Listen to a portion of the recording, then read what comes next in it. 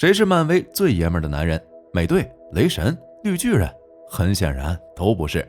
实际上，在漫威巨大的英雄池中，有一个 24K 氪金纯爷们儿，他集野性强大于一身，同时还是比漫威公司还要古老的存在。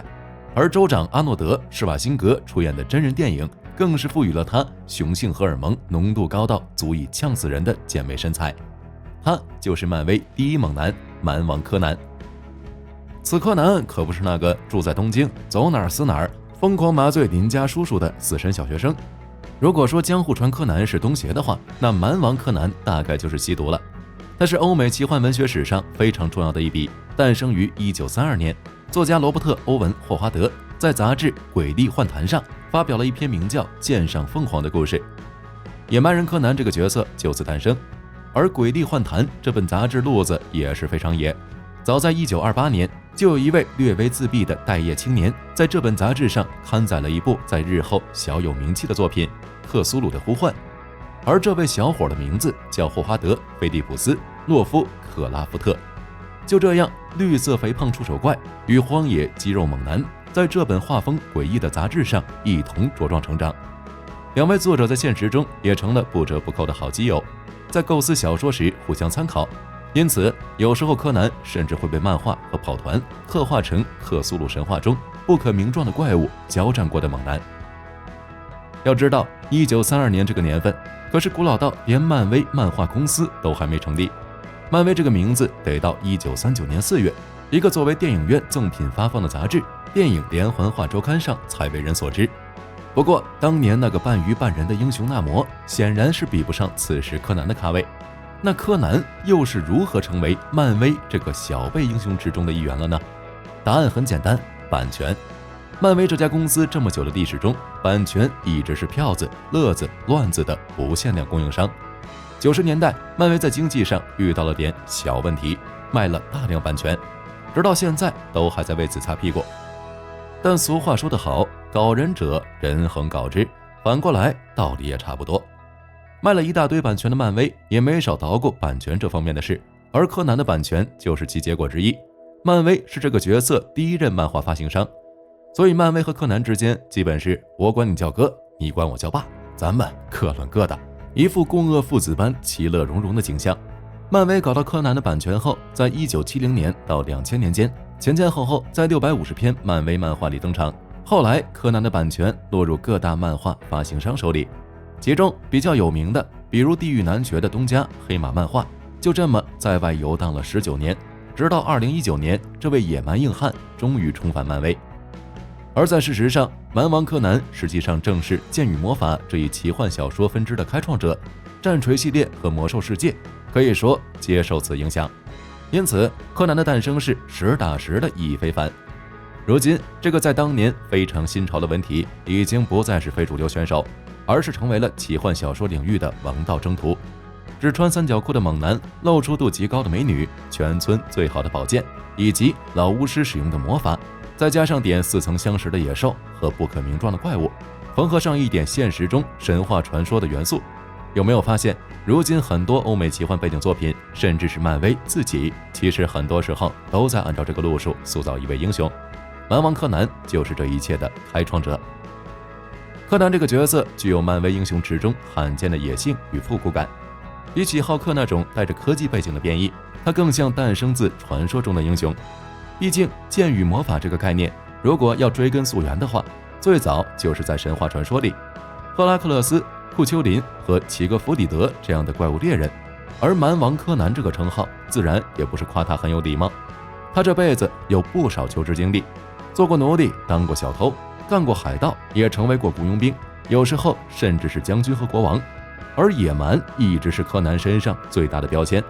柯南一生都遵循着一个粗略的荣誉准则，尽管他愿意从事盗窃和雇佣兵的行为，但他仍然忠于那些将他真正视为同志的人。虽然柯南一生中的大部分时间都是一个非常遵从自己本心的老色批，但他仍然尊重女性。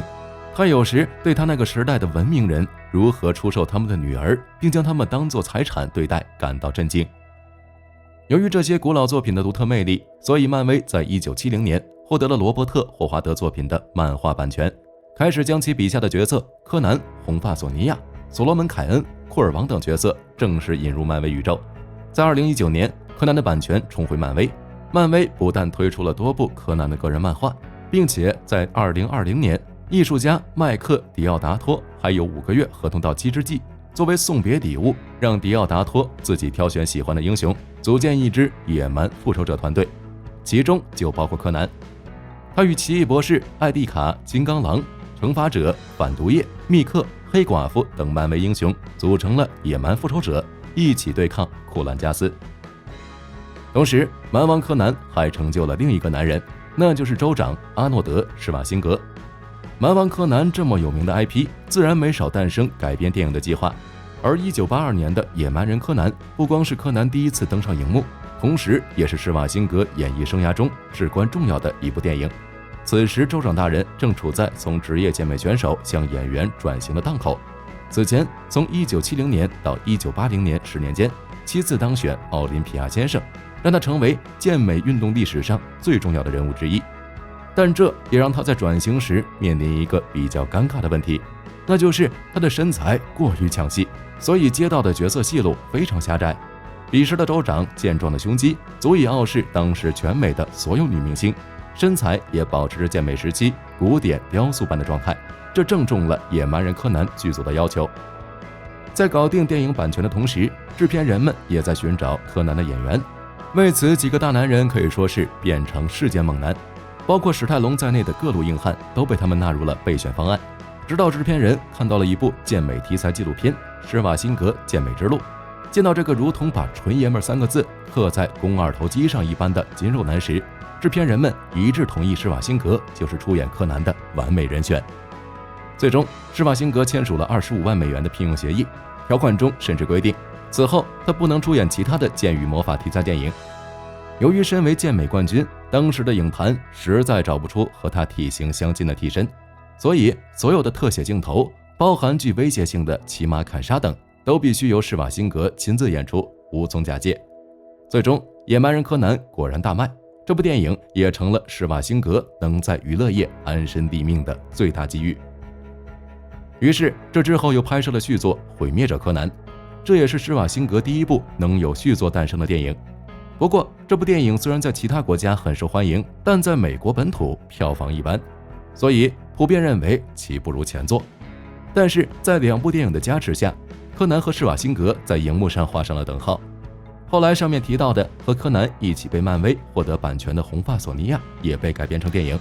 只不过这次改编是基于漫威版漫画，